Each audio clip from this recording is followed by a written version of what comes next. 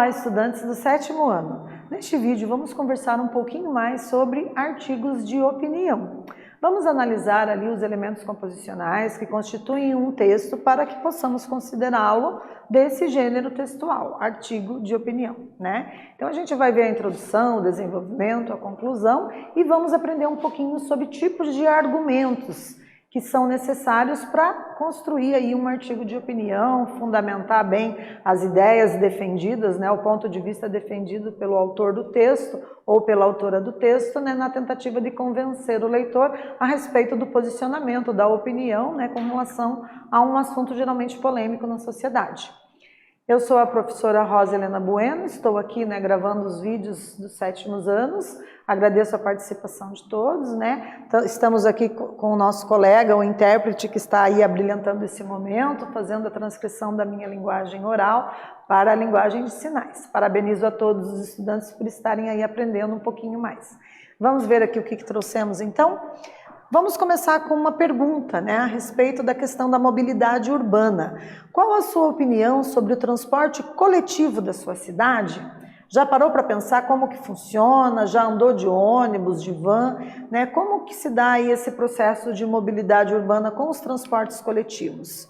Então, o artigo de opinião que nós vamos propor a leitura na íntegra é um tipo de texto, né, aí argumentativo, no qual o autor apresenta seu ponto de vista sobre determinado tema, usando uma linguagem geralmente simples e objetiva.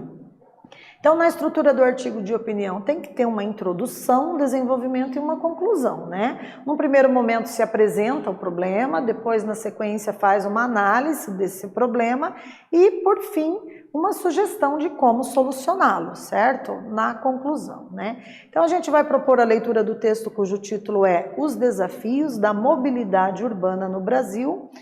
Ele começa assim: nos últimos tempos, a causa do mais novo e, ao mesmo tempo, o mais antigo de todos os problemas vem obstinando discussões sobre uma das possíveis soluções para o quesito mobilidade urbana.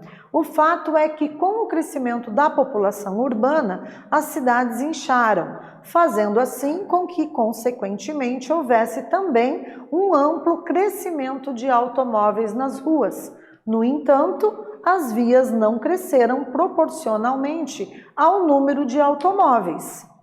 Então vejam, com a finalidade de persuadir o leitor, o autor de um artigo de opinião utiliza argumentos como o de autoridade, né, que é sustentado pela citação de fonte confiável.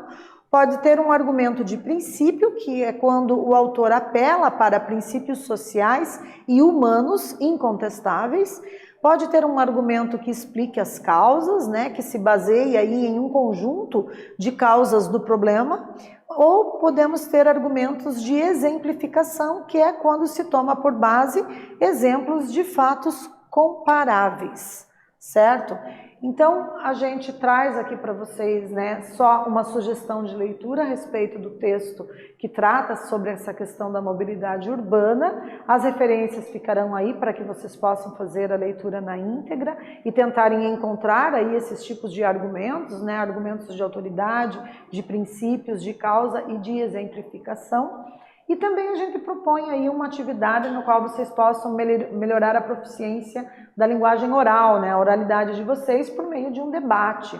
Então, nesse slide a gente apresenta aqui, né, alguns passos para vocês, de repente, fazerem esse debate em sala de aula, né, discutindo, por exemplo, o tema transporte urbano e a construção de ciclovias, né. Vocês podem se separar em dois grupos, é apenas uma sugestão, né. O grupo 1, de repente, apresenta os argumentos que defendam o investimento da prefeitura em ciclovias.